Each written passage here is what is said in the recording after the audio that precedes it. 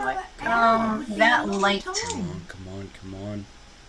Do you just want to eat now? And you open that door. Come on. Well, it's just because there's a light there. Just dim the light. Yeah, that's fine. Okay, good. We're dark. That's okay. I'm going to share this. Copy. That's not bad. To compose. You want this chair? This. Lash one. So if I know like some things she said like good on you. Yeah, and as of late. Yeah. So if you don't understand, we'll just chuckle about it. I sent you this. That's her YouTube channel, and then when she puts this up live, there'll be like another link, I guess. But I don't know how to do it. I'll pull it up on my phone. That's what I need to do. Okay. This. Get it done while it's done. Oh yeah, we've got to change all this. I knew I was forgetting something. Yes. I knew I was forgetting something. Can we change the picture? What are we looking for? What are we looking for? Evan McCarty, MacCathy, capital C. Right? Or MC, not MA. MC, 2 C's. Is it MC, Lisa? Yeah, MCC. Yeah. ARTY. Control C. ARTY, not THY. Okay, well I'm gonna have to change it after this. Yeah, we've got to change it twice. Control V. What are we looking at? MCCC, ARTY, no H. Well, it's easier to copy and paste rather than. We're fixing up the pictures. When we do the picture right at the beginning, it helps us. But if I want to pull it back up, it's like I just start. Sure. To where? Trauma. But I want to. Copy the link. I'm such a dummy. Actually, we'll just let it go live until. I'm sure I won't. The sound check makes it easier. All right, what are we looking at? Trauma. May, June. And go down a bit and this last. This one? Yeah, Evan. Or is it that one? There's 2 Evans. The last one, I think. This one? Oh, lovely. Yeah. Alright, and there's nothing you guys want to run past? No. No, that's it. Yeah. No websites you want people to check out? That's right. Yeah. Okay. Save. Now, let's get back here. Excuse me. Alright, let's get the sound check underway. Now that's better. Now Okay. we've got it right. So, and we've what's changed the YouTube channel. And I've got to be careful not to get lost in my background. So I've got to sit very still. Yeah, I think when you lean back, you disappear like a ghost. Headless horseman. Yeah, there you go. And it teaches me to sit still, because when I move backwards and forwards, it's actually not good for recording. Evan, would you like to talk to us, please? Yeah. I mean, it's just a sound check. Yeah. Can you hear me? Can we hear you? Just keep talking. Keep talking. Yep. My name's Evan McCarty. I am doing a sound check. I'm saying hello. And I'm trying to fix my hair because I thought I would have headphones on. Now I got uneven hair. Aren't we vain as women? Yeah, it is what it is. Yep. I have the same problem. Mine always looks a bit Stop funny. moving, you're disappearing. Okay. That's so funny. You get so bad. Stop moving, you're disappearing. Yeah, we need to, what we're going to do is after this, we're going to retake a picture with the camera itself because the fisheye is too much for what my camera is taking a picture of. That's the problem, okay? Yeah. Because the background was done by a 16 by 9 camera. It's obviously too small for the camera that they're using. Why do I worry? Okay. So have you got friends listening in too? I will, yeah. Are we live yet? Okay. No, we're not live yet. We go Yes, you live. are, but we? you're just going to sit around and talk for 5 minutes and Sophie's going to delete this 10-minute stuff yes, out. It's we are much live. easier just to leave you live Yep. instead of closing out Yes. and going back in. Yes. So if you want people to join into the pre-chat, they can look on Lois Letchford right now on YouTube, find the link and click on it, get it ready. Okay. Yes, we are I got it live right now. You got it right now? Yep. Oh, Excellent. And this is our get Zeno, pre-chat. and let's see what happens, and I'll send a group to the message. Oh, this is fantastic. I'm just so pleased you've chosen to join us. I'm glad to be on. It's a good experience to be able to talk about the things that not only me but everybody else has gone through. 3 minutes. It's refreshing to see people who actually care. We always care. Yeah, that you're right. You're absolutely right, because I find that's a really interesting statement because. You have 3 minutes before you can start. Okay. Yeah. Yeah. You'll start 2 minutes beforehand. Yep. Yeah, we got 3 minutes because it comes across like people don't care. Right. And when in reality, it's more so they don't know. That's right. For the most part. Yeah. Well, that's one, and then they make their judgments. We may have to change it again because it's still saying Lisa McCarty. It's still saying Elizabeth for some reason. Okay. Isaac was giving me instructions. How we quickly make judgments that you're just not smart enough, or I don't know. Oh, right, afterwards, okay. It's not smart enough and you're just not working hard enough, or you're not trying hard enough. Right. And we use that blame excuse far too quickly. Right. It's a grab on that people can go to when, say for instance in school, it's like, I'm struggling, the teachers don't know what's happening. And then, something like this happens where now we understand it. Yeah. And looking back on it, they can use that as, not necessarily an excuse, but a reason as to why we're understanding. Yes. And to reevaluate, to rethink. Right. I mean, I think that's what we're really trying to do is we want to stop the failure. Right. We want to stop the failure and stop the blame and to give teachers more knowledge earlier on.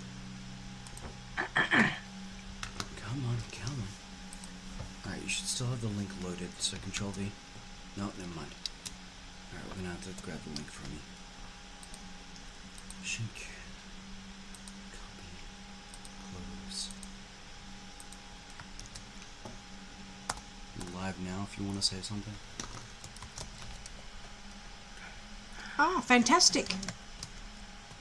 Okay, so it is popping up. Oh, so it's excellent. just YouTube that's the problem then. We've got your picture up on Facebook. No. I'm famous. That's wonderful. Do you put it on Twitter as well? I always do on Twitter. Control V. Wait. Now do it. You on LinkedIn? I don't know what that is. Oh, you don't know what that is? I mean, you can do it on LinkedIn. Do you want to or not? No. LinkedIn is it's supposed to be. It's my husband would say it's networking. professional advertising. Here, just type in there. LinkedIn is here, right there. Yeah. Oh well, you went there. Come on. Oh, you got 2 minutes before you need to start anyway. Start a post. Wait. Let it load first. Control V. Click on it. Live now.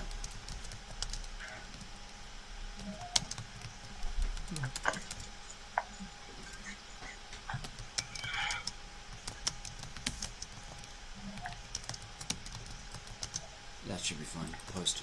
Dude, I've already clicked post. It's fine. Okay. Here. There. What? Ticker.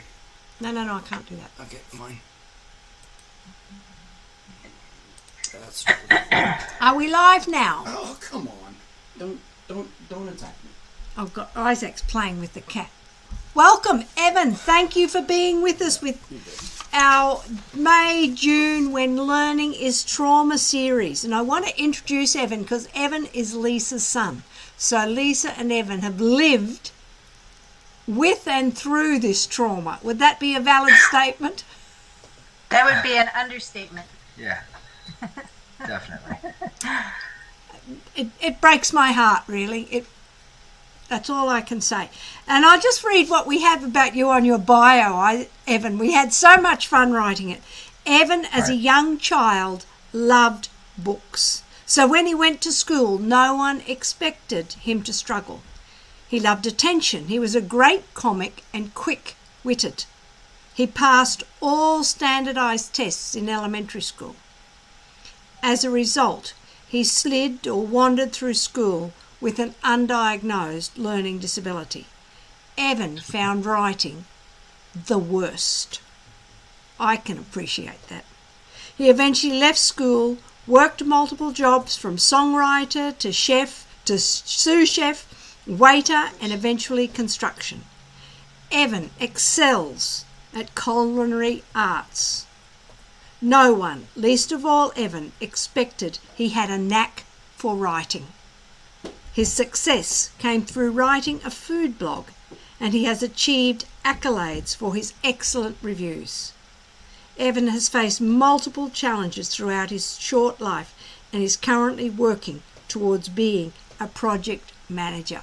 Welcome, Evan. Welcome, Lisa. Thank you for having me. Before we start, or as we start, could you give us a short summary of your schooling? Yeah, so, like you said in the bio, when I was young, I really enjoyed, reading books, and a bunch of books with pictures were my thing. Books that you could interact with, those were a lot of fun. So I went to school. I don't remember too much about second grade and before, but when I went, I remember second grade, first grade and before, I don't remember too much. When I went to second grade in middle school, that's when problems started happening. It was, like you said, the attention. It was good and bad, because the attention gave me something to cling to. It gave me something that I could use to, cope with. But it also got me in trouble. And it's funny, when you said he loved attention, it almost sounded like you said he loved detention. Detention. I did learn to enjoy detention. It was fun. So moving past that, I always did well in school. When it came to standardized testing, it was easy for me. It came down to being able to, eliminate certain questions or certain answers on the question. And from there, really narrow it down and then use common sense to base my answer off of. So, just a minute. You didn't even read the passage? No. No. I would read the questions first. Yes. And this was an evolved skill. This is something that happened, after I realized that my reading wasn't too strong. So first few times I would read the passage and I wouldn't get anything out of it. I'd go down to the question and then I'd have to read the passage again. Yeah. So from there I started reading the questions, focusing on those key words and then just skimming the passage for it. And then looking for, those key answers that matched up to either one. And then going from there. Yeah. And that made it a lot easier for me. I remember I had some friends who were in the special needs class, not special needs. Special ed class. And they were my close friends, and they seemed to have fun. They also seemed to have it a little bit easier. So they told me the key to passing, or the key to getting into this class, is to fail your PSSAs, which is our standardized testing. So I intentionally started filling in the wrong bubbles on the tests. That's a whole nother story. I didn't wind up getting into the special ed classes. And, from there, I kind of just skated by. Middle school turned to high school. Elementary school turned to middle school. And in middle school, that's where, my attention needs really got me in trouble. And just my excess energy really got me in a bad space. Yeah.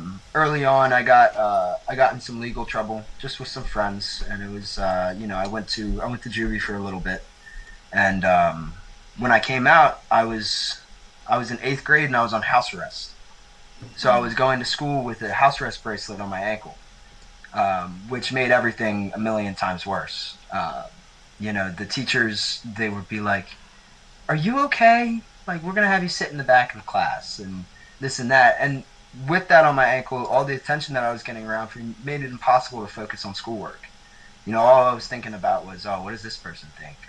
Or what do I look like to this person? So, moving past that, all my problems started to really develop, going later into life. Middle school breezed by, just like elementary school. Now, high school is where the real academic problems came. Yeah. I'd always struggled, but high school is where, you have two choices. You can really excel and apply yourself to the work if you're capable of doing that, or you don't. And for me, it was that I couldn't, and or wasn't willing to, put in, because I could have done a lot better than what I did. Yeah. And I could have passed high school. But the amount of work that it would have taken me was so much greater than everybody else that I didn't see that it was fair. And that's how I looked at it. And I think the gap between what you've got, what you can do, and what you're seeing everyone else do is so big. It's like a high jump bar. It's just too big. I can't even attempt this because the gap's too big. Right.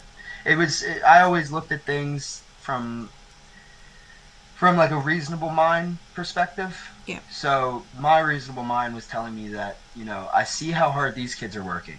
Yeah. And I got it at the time. I was like, they might be a little smarter than me. That's fine. But then it got worse. And I said, well, why do I have to stay after school 5 times a week and still fail a test when they don't even do their homework and pass the test? Yeah. So that just became a gap, like you said, that I was not willing to fill. Yeah. I struggle to say you weren't willing to fill, but I say the gap is just too big, and it just leaves you flat on the floor. You don't really know how. You're saying, yes, you're blaming yourself that you didn't work hard enough. From my point of view, I don't think you could work any harder, and you'd really just given up at that point. Right. Yeah, and it was where I was at in high school. I could have worked harder, but it wouldn't have made a difference because I still would have fell short of where I needed to be. Yes. But seeing that from a decent amount of time before I would have had to graduate or whatever, did leave me flat on the floor, and I just stopped trying. Yeah. I have to interject a little because I deal with this on a daily basis. I feel guilty, real guilty. I mean, moms always feel guilty about something, but I felt so guilty that I didn't recognize the struggles that he was having. Yes. And from an early on with Evan in school, I thought, like looking back, I could see the signs that he was having similar struggles that my younger son was having. But I didn't know that at the time. And I always just thought, as other people would say, he's not applying himself, he's not trying, he's, he could do it if he wants to. And so we tried all the things that parents think they should be doing, consequences and grounding him and all this kind of stuff. And I think that when you're a child or an older kid who's not capable of doing the work the way they are teaching it, and the anxiety and stress levels already heightened, and then on top of that your family's like adding to the problem, it can be paralyzing. Now I know, and he didn't have support because he wasn't in the remedial classes because he figured out a way to beat the system basically. And they're so smart that they can, the standardized test that he took, he could do that, but he wasn't learning in the sense of what was required in the classroom, and that we didn't know that. So one of the things that we always talk about is the need for a screener, and I would say a dyslexia screener. Now I always use dyslexia as other things too. I know technically that's reading, but also I put in their writing and the numeracy skills.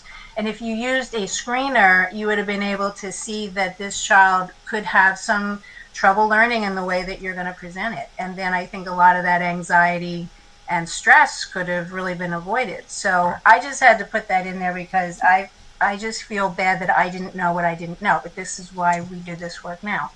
I was going to ask you, how did you cope with all of what was going on? Not well. I tried my best, and we tried to be supportive, but we didn't know what that was. We didn't know. And even when his younger brother was so obviously having struggles, and we have to remember that these things are on a continuum too, right? So whereas maybe Evan's reading ability was better than his brother's, his writing ability was lower, and we just didn't know what this was. There's about 5 years difference between Evan and my younger son, so by the time we figured out what the problem was with Kieran, he was already in high school. and had already been in a lot of trouble. And Yeah. I always thought that the issue was all that other stuff, not realizing that all that other stuff came from some of that early, isolating school stuff, or maybe feeling like I don't quite fit in with this crowd of school people. Evan, you passed the reading. How did you get on with writing then for the standardized tests? So with writing, it was a little harder. I always scored one grade below everything else with writing, except for I think 1 or 2 occasions. And I just remembered, I would read the passage, and I would just try to highlight as many key words in my head that I could, and then from there, it was a hack job of a paragraph that I wrote after that. It was not something that was clean. It wasn't really organized, but there was a lot of writing. Yes. So what I tried to do was I just tried to write so much that I had to have hit points in it. It would have been impossible for me to not score at least 3 out of 5 points on the writing because I wrote 4 paragraphs. I don't know how they read that. The writing wasn't terribly legible. Oh, it was horrible. Well, when they do the marking of those things, they get 30 seconds. They must have had some genius reader reading mine because he gave me 3 out of 5 points. So maybe you only got 2 paragraphs down. He gave up. He's like, yeah, let's move on to the next guy. Right. Yeah, so it's not. They're not spending hours trying to decipher it. But I'm fascinated that the teachers let you got through even in the classroom. That's what I find interesting. Well, when I went to school, and I remember it first started in middle school, and I'm sure it happened before then, but I first remember it happening in middle school, was my ability to manipulate. And not only that, but just, overall just kind of fluff myself up, where I would have troubles in school, I wouldn't do the homework, but I would apply myself while I was in the classroom in person. I would participate. So I just basically made myself look like a good student who just was struggling, So they just kept kind of shuffling me on. Yeah, but I'm surprised that they didn't pick up on the patterns of this. And I remember an instance in either 6th or 7th grade when I talked to his English teacher, and I have writing samples that I've saved, and it is clear that this guy was having an issue. So just as an example, in the 6th grade, he's still writing the word they, T-H-A-Y. Right, so if you're in the 6th grade, by now you should have seen the word they so many times that it's just very automatic, you recognize that. So the fact that he's struggling with these telltale characteristics of that type of problem and that the teachers don't recognize that is disappointing. But I remember this particular teacher, and I said, well, his writing doesn't look right. Yeah. And the only other thing I had to, because I didn't work with children, I was an ER nurse. I wasn't looking at kids writing, and the only other thing that I had to compare was my older son, who didn't seem to have that same writing pattern. And I remember saying, this writing doesn't look right. And she said, well, he's a boy and they're messy. And I thought, well, that's reasonable because they are messy. I mean, I have a whole house full of mess. I have a whole house full of boys. So that seems reasonable. And looking back, I should have known what this was and said, no, that's not just messy. And so the teachers didn't realize that he was struggling. And I just wanted to say to something that you had said, that I forget exactly what it was that you said, but for me, it's not. It is disappointing that the teachers couldn't pick up on things like this, but it's not surprising to me. And when I look back at these type of things, especially in my experience in high school and middle school, I can't blame those teachers, but moving forward, I can hold them accountable to change and do what they need to do for the next, few generations. Because for me, it's just, I could sit here and hate the teacher that wasn't able to cope with how I needed to learn, but that doesn't do me any good or anybody else any good. Yeah. You know, moving forward from that, it's something that, you know, if I ever run into those people again, or, you know, what we're doing here does something, that they're just held accountable for the mistakes that they make now that they are no longer ignorant to what this is. Yeah. Yeah, that's a good point. Yeah. And because you're right, you can't go through your life hating, but we can change it for the next lot of people coming through. And that you're right, that's why we're doing this.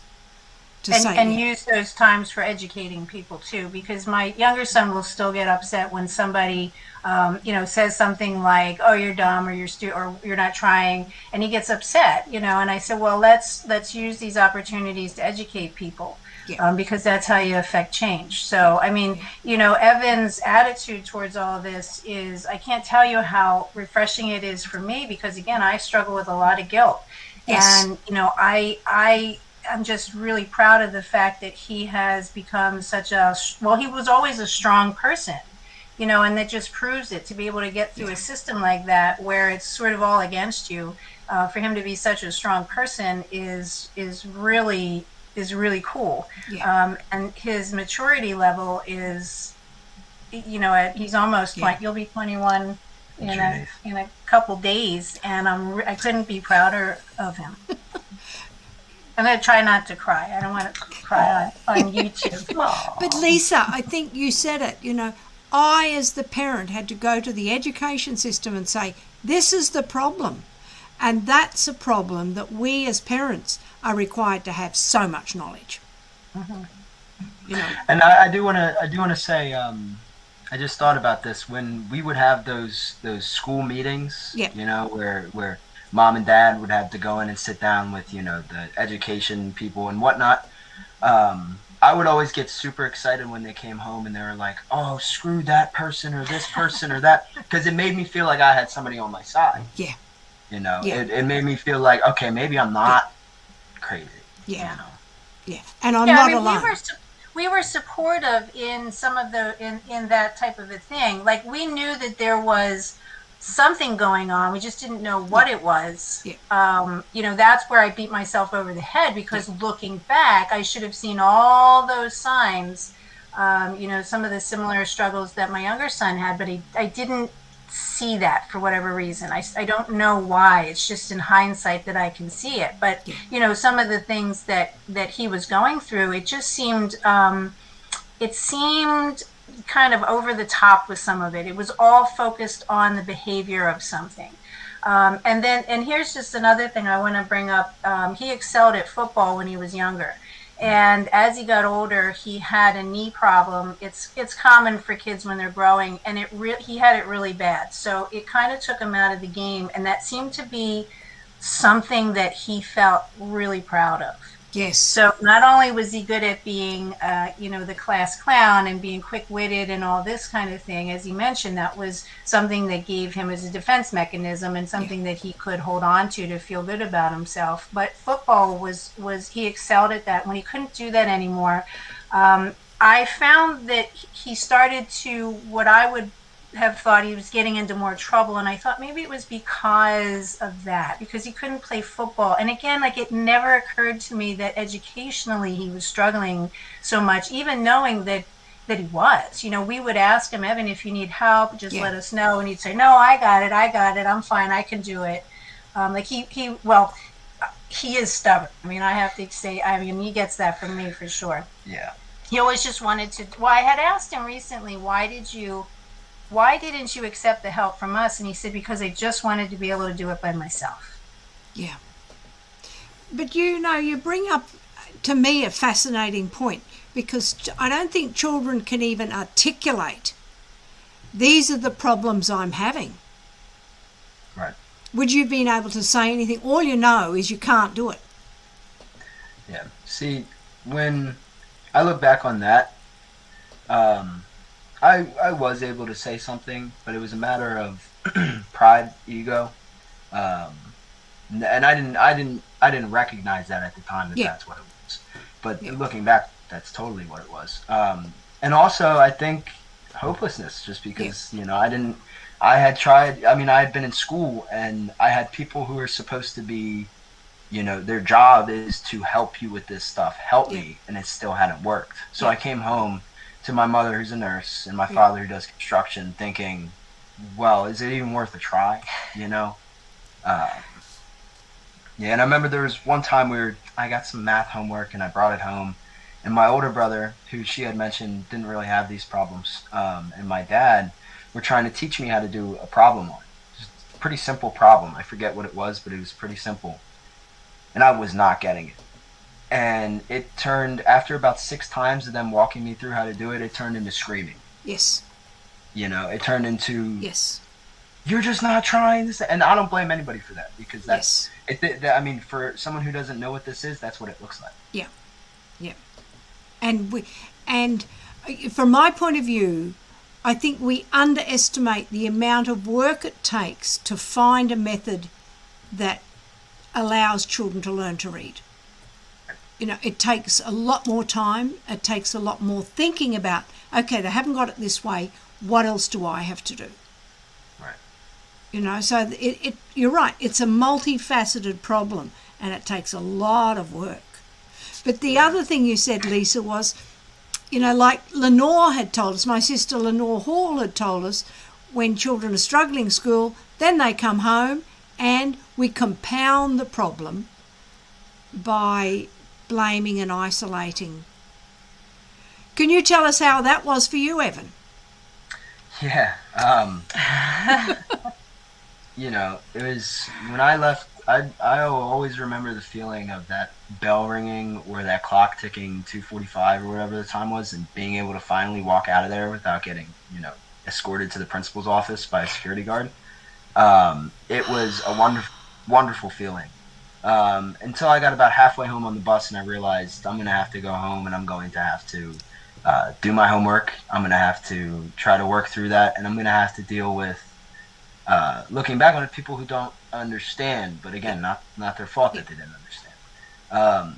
So I think all of that, you know, combined with, there's so many different variables that go into this. Yes. You know, hundreds of variables that go into why my learning was trauma, but you know, this being one of them.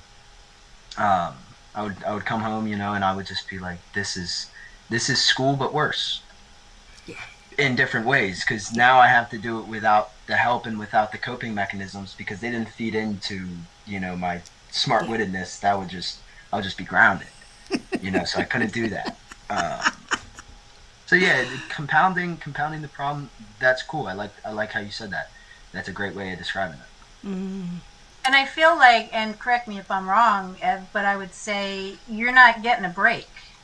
You know, like you're not getting a mental break from the anxiety at school, and you're not getting it at home. And home should be a place where you just kick off your shoes and you put your feet up and you relax. And I think these kids, they tend not to get that. Yeah. And not just Evan, you know, and I've talked to almost maybe hundreds of people at this point, and it's kind of the same experience. Yeah. And unfortunately, everybody then looks at all this behavior and thinks that that's the problem. Yeah. And there was a story from when I worked in the ER. There was a fellow, a teenager, who actually, they wound up sending him to a mental hospital because he had had enough. You know, his school life was difficult for all the reasons we're talking about, and then he came home and he had a stepfather who was pretty hard on him. Yeah. And the stepfather pushed him because he said he was lazy or something, and the kid just had enough. And unfortunately, the kid said something to the effect of, well, you know, I'm going to kill you. He didn't mean it. It was just like his breaking point. Yeah. And then everybody, of course, then shifted the attention to the kid, like the kid's the problem. Yeah. And, you know, I remember as a nurse, you know, helping this kid, not knowing what all this dyslexia and learning, I hate the term disability, but learning disability, I didn't know what all this was, but I knew enough to say, I don't think it's the child, I think it's the situation, and he's really struggling. He shared that he was struggling at school, and on top of it, this kid had a lisp, and he was a little bit short for his age, so he probably was getting picked on. Yeah. And we focus on the behavior or the wrong thing. Yeah. And I did that. Yeah. I mean, I remember, we can take this all the way back to preschool when I was trying to teach him the alphabet. And like, my older son got the alphabet. I thought I was the best mother. I was a wonderful teacher. I taught his older brother how to, the alphabet. So clearly I am a wonderful parent. Then he comes along. Yeah. And I had such trouble teaching him the alphabet. So again, looking back, that's a red flag. Yeah. Now, he wound up learning it when he went to school, but I always assumed that he was just being a knucklehead with me, that he just didn't feel like, that he was being obstinate, that he just didn't feel like doing it. So very early on, that was my impression of what was going on. So one of the reasons I think that we do all of this is just to show other people, if you have these kids that are showing these types of difficulties, frustrations, learning problems, or just emotional problems, dig deeper. Find out why. Yes, I love that. Evan, I got an unscripted question. What do you wish we would have done, we have done differently, or someone had done differently? So it's funny that you mentioned that, because just at the end of her talking, she was talking about, things that, like digging deeper, which for me wouldn't have worked. I've learned through being in AA and, going through the things that I've gone through, that there's a time and a place that everybody's going to reach where it's just the time for them, like when I see people come into the rooms now and, they're struggling, I reach out and I say, here's my number. If you ever need anything, call me. But I can't stop them from doing anything, and I can't teach them anything that they're not ready to be taught. So looking back on what I wish people would have done, that's a very hard question. Because, I could say I wish that people would have given me a break, but where would that have brought me? Would my maturity be lower than it is now because I hadn't gone through their struggles? Or sometimes I think, do I wish that somebody would have tried harder or dug deeper? But then I think to myself, would I have received that? And would have anything actually changed that path that I was on? And again, a big thing that I learned in AA is everything's just how it is in the moment. I looking back for moving forward purposes, for, you guys who are doing this awesome work, just somebody who understands. I wish there was that. Somebody who could not necessarily reach out to me, because, up until maybe 10th, 11th, 12th grade, I would not have been able to comprehend what you were talking about. But someone who could reach out to the parents, and explain to them what's going on. And furthering that, an aid that could go to the teachers that have to deal with, what I was going through, and teach them something. Because talking directly to me or digging deeper with me probably wouldn't have worked. Yeah. I probably would have put up those walls because I had gotten very, very good at that. Yeah. Yeah. That's a hard question, but. Yeah. But, you're right. We learn through struggle. We learn more through struggle than we do often than through success. But you're right. It's a multifaceted question and multifaceted problem. And where are you in that? And how you react. Fascinating thinking. From a parent point of view, it seems to me if we had understood this problem in preschool, then we could have worked on building up his strengths and keeping his self-esteem, afloat with academics and also with other things like that he was good at, because I think that some of these kids, or most of these kids, or a lot of these kids, struggle with, well, I'm not good at this. Yeah. Where do I fit? Where do I fit in school? And for some people, they have something that they're very good at, and some people don't. And I think, Evan, you said, when you said hopeless, like that's such a powerful word, and it's so true for so many people, that once you are hopeless, now what? And Yes. people shouldn't feel hopeless. You know, you should be going, all these kids are excited to go to school. They get into kindergarten. They're like, yeah, this is great. And then the academics start. And if those kids that struggle with that learning in that way, they're the ones that all of a sudden this isn't so great, right? And so I wish that as a parent, I wish that more people understood what these learners are like. Early on. Yeah, like very early on. Because Yes. I don't think it's fair to ask that of Evan now because he's got no other way to process that. Yeah, but it makes a difference. We have a question from Jody. What do you wish a teacher would have said or done to try to help? Jody Kaiser. Oh, okay. You know, again, that's such a broad question. But it's a good question. You know, it's a valid question. I had a teacher, I forget what her name was, but she was a social studies teacher. And social studies, what is it? It's memorization. You know, that's all it is in social studies. You're not doing any problems. You're not doing any, you know, things like that. You're just remembering and reciting, which was a problem for me. And I remember I was just struggling. I don't remember what the question was. It was something about like a Revolutionary War or something. And, you know, we did these little Quizlets every Friday where you'd come in and the Friday before a test, you'd do a Quizlet to base where you are on the test. And you did that for 3 weeks leading up to the test. Now I always mixed up the Revolutionary War and then this war and this war. And I just kept struggling with that. And maybe one time I got like 2 of them right. And she had come up to me and she was just like, I've made something that might help you. And I'm thinking to myself, oh great, here we go. She's gonna give me like a schedule for like after school work or something like that. But what she did was she handed me a piece of paper that had 3 pictures on it. Yeah. Yep. It had the name of the wars. Yeah. And each different picture was very bright. It was colorful. Yeah. And it had stuff that I could remember in it. Yeah. As opposed to like a black and white picture on a worksheet. Yeah. So when she gave that to me and had me match them because they were jumbled up, she had me match them. Yeah. Then I took a Quizlet the next day and I got it right. You know, so maybe not things that teachers would say to me, because a teacher all day could sit there and be like, I understand what you're going through, blah, blah. That's not going to do anything to help me move forwards. You know, it's things that teachers do that would help me. Yeah. You know, and that being one of them. That was a very rare occasion.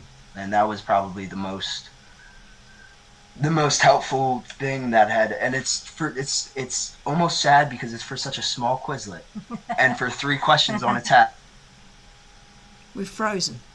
Yes, but it helps, you know. So it's the things that teachers do for me. That's fascinating to me because I can understand how, you know, you're getting this war and that war and the other war, because they're all wars, and they all have numbers at the end of them, and you've got no way to distinguish A from B from C. Yet we have a picture. We need a timeline. We need a much more experiential approach to teaching rather than just a list of letters and numbers and sounds or words or whatever it was, you know. Whew. No, I always find it interesting when people say, well, they don't have a good memory. And I have fault with that because I think it's important to say a memory for what, though? So a memory for words and dates and numbers, maybe no, because this is how these learners, this is where they struggle. But a memory for pictures, sounds, colors, movements, you know, they're awesome at remembering those things. I had it was actually a school psychologist say that my other son had a poor memory. And I said, well, you have to be careful in what you're talking about because nobody can beat this kid in the game of Simon. You know, Simon with the colors and the sounds. And nobody can, you're close, but nobody can beat this kid in Simon because he excels at memorizing colors, sounds, patterns, movements. It's a movement that he can remember, and that's a form of memory. And that's how these types of learners, for the most part, they excel in those skills that are outside of or other than the skills that we're asking kids to do in school. Could I touch on that real quick? Yes, please. So patterns, right? Yep. And I couldn't help but when she was talking about the Simon game, thinking about football to start. When I was extremely good at football. I was I would go. I remember, and this is we were talking about the attention part earlier as a coping mechanism. When I lost football, I went on to other things and I found other things, and that's something else to talk about. But in football, it was all patterns to me. It was all after the first snap of the game, I would watch to see how certain people move when the ball goes a certain way, and then I'd remember that. And from there, I was just very good at football because of those reasons, and I've never really recognized that until now. Mm-hmm. And same with cooking. When I went to tech school, that was my break. My break wasn't coming home and kicking off the shoes. My break was going to tech school, where I was, top of my class, and the reason for that, looking back on it, is I can picture how something's going to taste in my mind before I make it. Wow. So when people are like, "Oh, should I put garlic or thyme in?" I don't have to ask those questions. In my head, if I'm combining 6 different ingredients into one, I can take this ingredient, mash it with this ingredient, and then I know I'm going to put these 2 ingredients at the end, so I can taste that in my head before I put it in. That's really cool. So the patterns, I was able to excel in those areas because they're so interactive. But I wasn't able to do that for school because it wasn't. It wasn't interactive. But you've hit on, I think, the key component of this. What we're asking students to do with their memory, they say they can't do, with no clue of what they can do and their strengths in memory. And then they say we've got short-term memory problems. It's actually not a short-term memory problem. It's the way we're teaching it that doesn't allow them to keep stuff in their short-term memory or their long-term memory. So maybe to Jody's point, maybe, not maybe, but it's very important, that the teachers understand these types of learners. Yes. Because it's one thing to give them a label and say, you're dyslexic, you're dyscalculic, you're dysgraphic, you're ADHD. But it's another thing to understand what does that mean, because that's the way you're going to be able to help them. Yeah. And, you ask the regular person on the street, what is dyslexia? And they'll say, oh, yeah, that's where they read backwards. Yeah. Right. And so people and teachers included in people. And again, I'm not coming down on them because they don't know what they don't know, but it's so important to understand these kids so that then how to help them. Because he's right. Like staying after school to do more of the same work. Well, it didn't work the first time. It didn't work the second time. It didn't work the third time. It's not going to work after school either, unless something else is being done. Or, we had this social studies teacher that said, hey, let's try something visual. Yeah. And I remember going into another student's IEP meeting, and our, a dyslexic student who was only diagnosed from the school as ADHD. And he was in the very lowest reading level and was getting no reading help whatsoever. And all of his teachers were telling him that he wasn't paying attention. He wasn't able to he could do the work if he wanted to. And he was clearly dyslexic, clearly. And they were giving him papers that were photocopied to read. And you couldn't see the pictures because they were so blurry, but you also couldn't see the words. Some of the, how paper looks when there's no toner and you get the lines through it. So you have a kid that's having struggles reading words, and now you've got lines through them on top of that. And then you're telling him he's not paying attention. And so it would have just taken that teacher to say, hey, I think we have a visual, spatial, hands-on learner here. Let's figure out how we can help them. I hope that answered Jody's question somewhat. Yeah. I think that answered it about as good as we could have. Yeah. Well, we've got another question from Christopher. What would you say was your biggest hurdle going through high school? Oh. His parents. No, actually. No, it was... his mom. It was... My parents were the biggest hurdle in doing the things that I wanted to do that I was not allowed to. But that was not my biggest hurdle going through school. The biggest thing that plays into my story is substance abuse. That came after, losing my ability to cope with certain things, and it also came with losing my ability to get attention from, the things that I was good at. Because, when you first start doing something you're good at, everybody's patting you on the back, clap. Yeah. And then it becomes normal.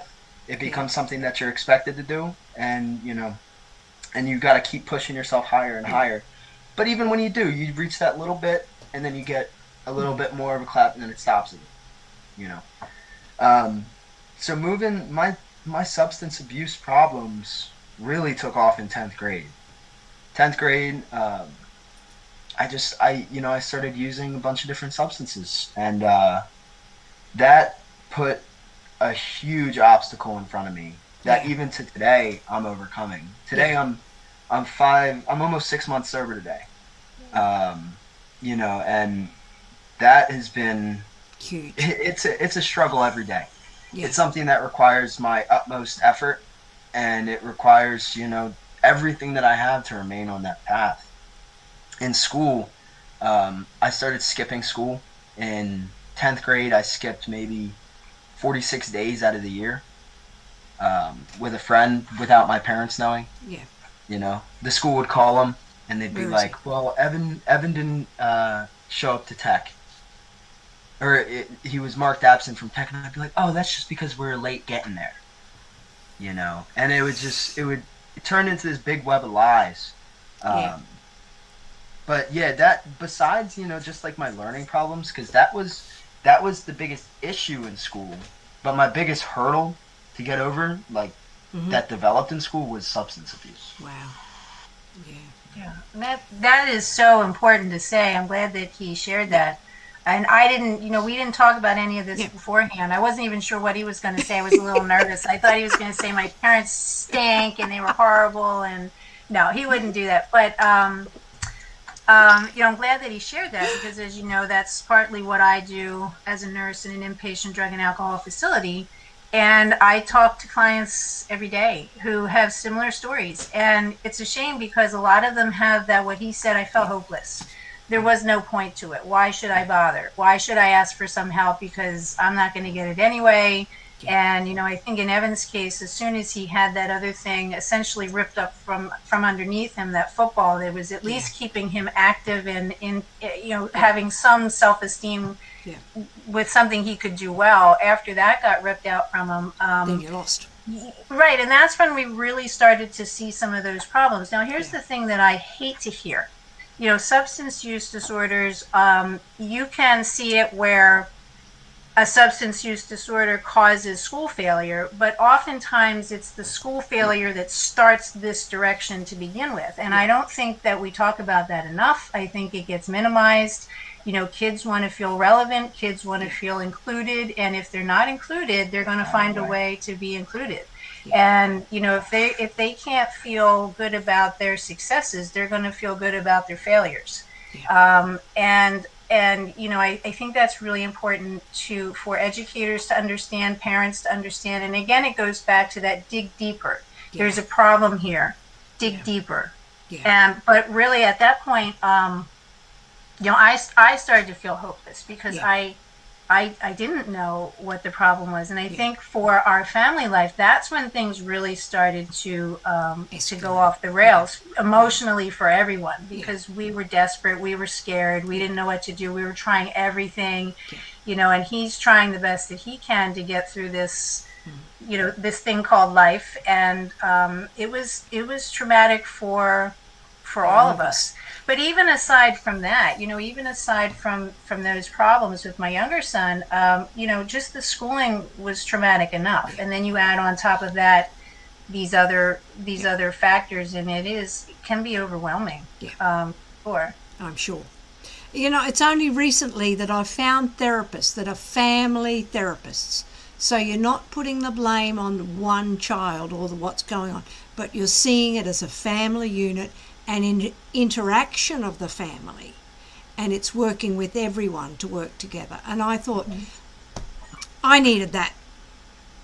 I needed that. And I think, parenting has become such a, it's so changed that we parents need far more support than we're given. Yeah, yeah. Well, he said something interesting before.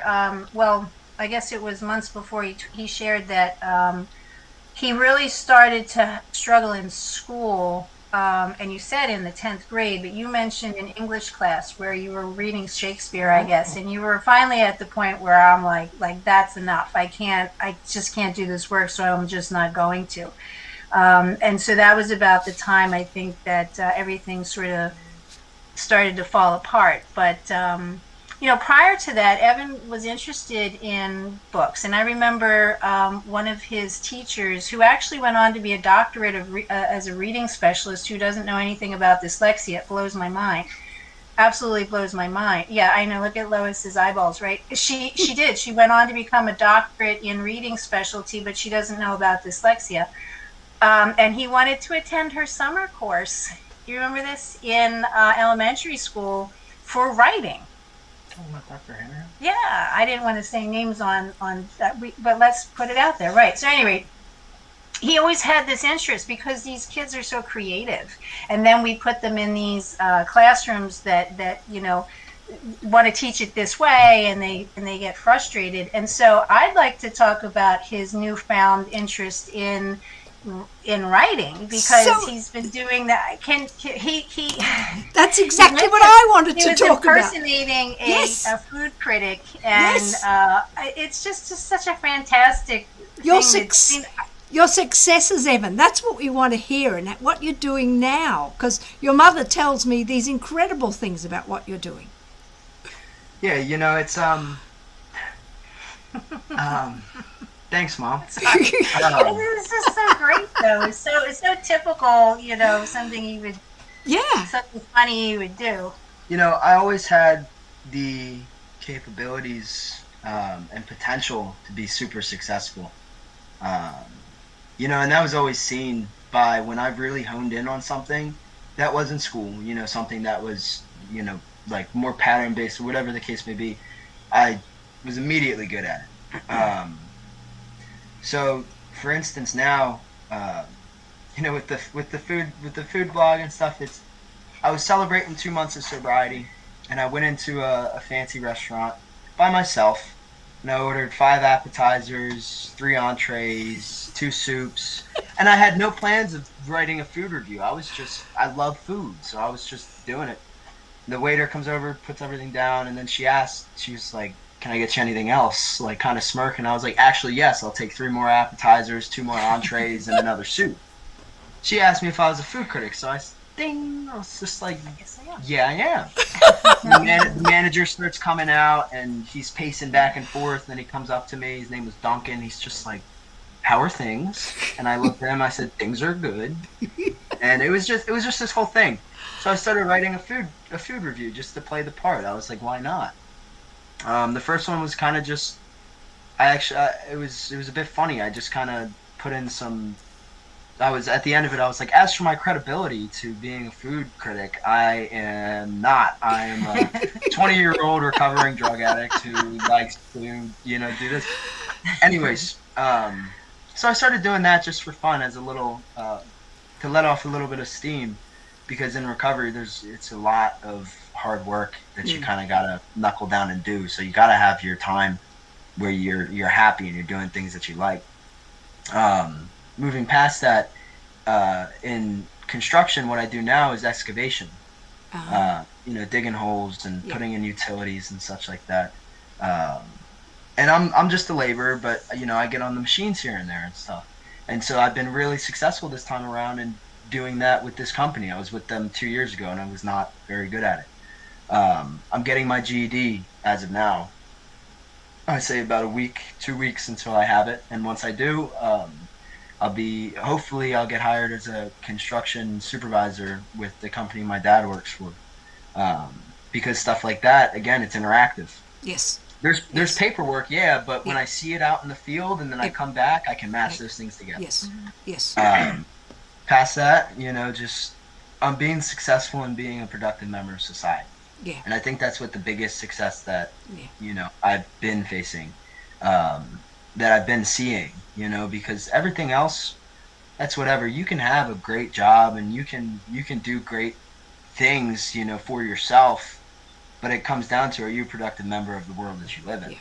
Yeah. You know, and that to me is, you know, the most impressive success that I've had, because if you would have seen me, you know, 8 years ago on, it was, let's keep that kid away from our kids and let's call the cops, just let him know where he's at right now.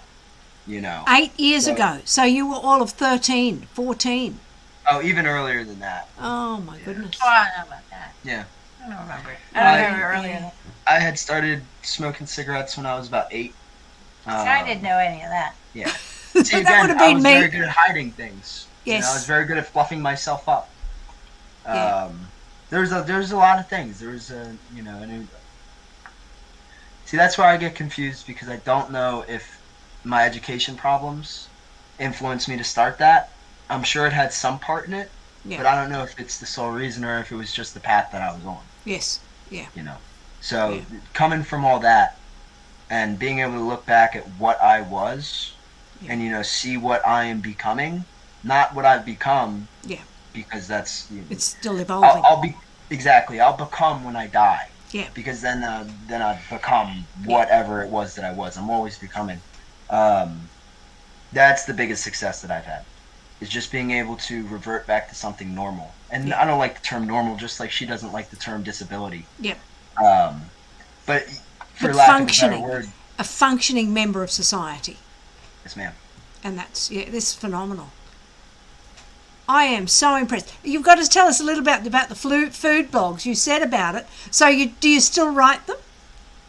Yeah, so I've it's very expensive to write a food blog. Because he goes to very fancy restaurants. I'm not going to write one on McDonald's, so so I'll go. There's a place called Stove and Tap, and that's the first place that I wrote it. The bill was supposed to be about $270, and without tip, and they knocked it down a little bit because I was a food critic. They also gave me some free food. It was a fun time. So I've done 3 of them, and I have another one that I haven't released. They're all on my Facebook, and I also post them on Yelp and Reddit, and I've had a particularly good amount of success on Reddit with them, reaching a few thousand people for each one. But as of recent, it's been hard too, because, you know, I'm really trying to keep becoming a productive member of society. But not only that, to become that, I have to be a productive member in my family and a self-supporting member in my family. So I've had to, you know, really focus on saving money, which has been hard, and you know, paying things like car insurance and car payments. Being able to buy myself the things that I need. If there's something wrong with my car, I got to be able to take care of that. Yeah. You know, so things have been put on the back burner. Right. But haven't been, you know, tossed out. But you're thinking, you've got it worked out. You know, you have come such an incredibly long way, you know, in your short life. Okay. So, you know, I am incredibly proud of you and so pleased that you've come on and talked to us about it and shared your experiences. And happy birthday for your happy birthday for your 21st birthday. We'll have to spread that everywhere. Right.